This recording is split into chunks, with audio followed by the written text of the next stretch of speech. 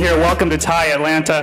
Can I get a quick show of hands? How many people are new to TIE? Please raise your hand.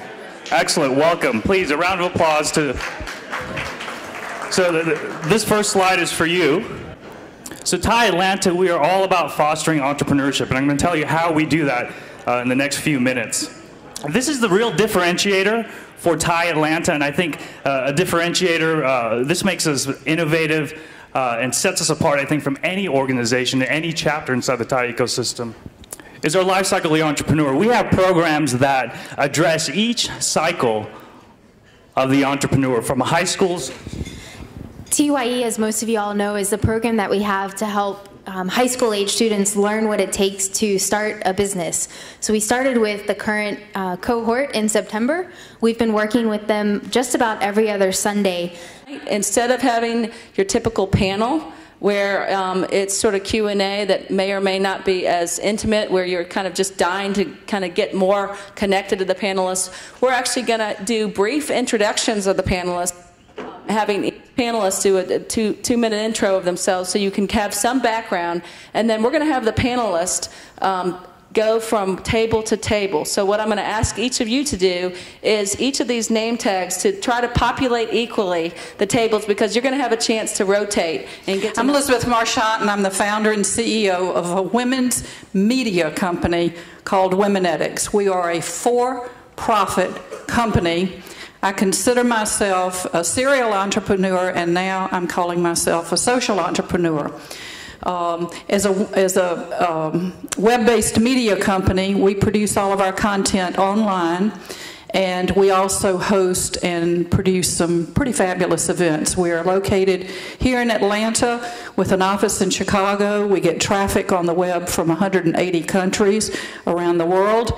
And just last year, we, at the behest of my attorney, at the suggestion and behest and recommendation, and you got to do this, we applied for certification as a B Corp, and were certified last December to operate as a corporation who is providing social and environmental benefit to their communities. Thank you for having me here.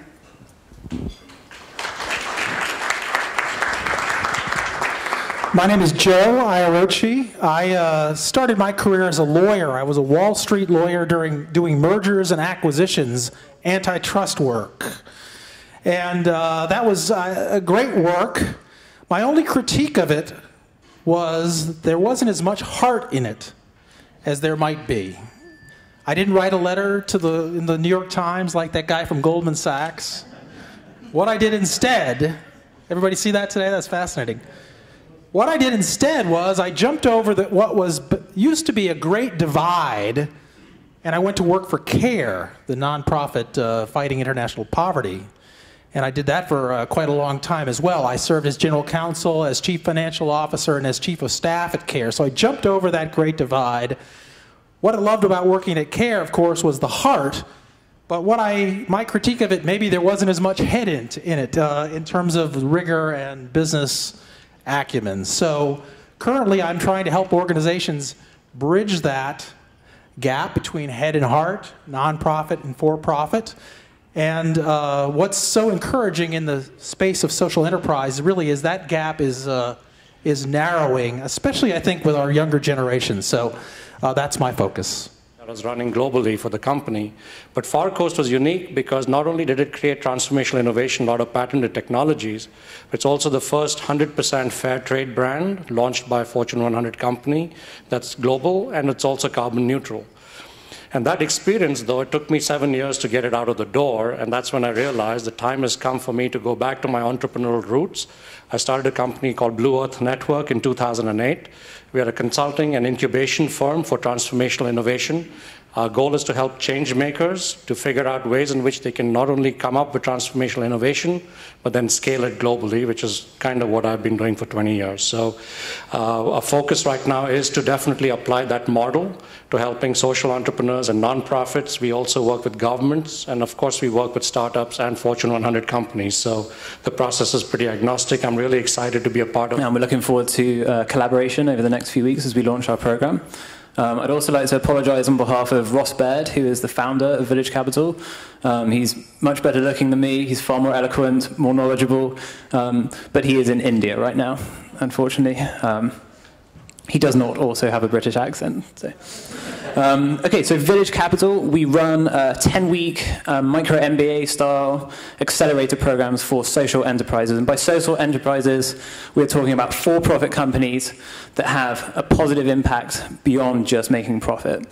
So the sectors we're targeting: healthcare, education, sustainability, local agriculture, green technology, community building. So our program in Atlanta is 10 weeks. We have speakers who are from the investment community who are also maybe successful entrepreneurs themselves. We have a rigorous curriculum, and the crux of it is in a sort of microfinance twist. We have a peer review process.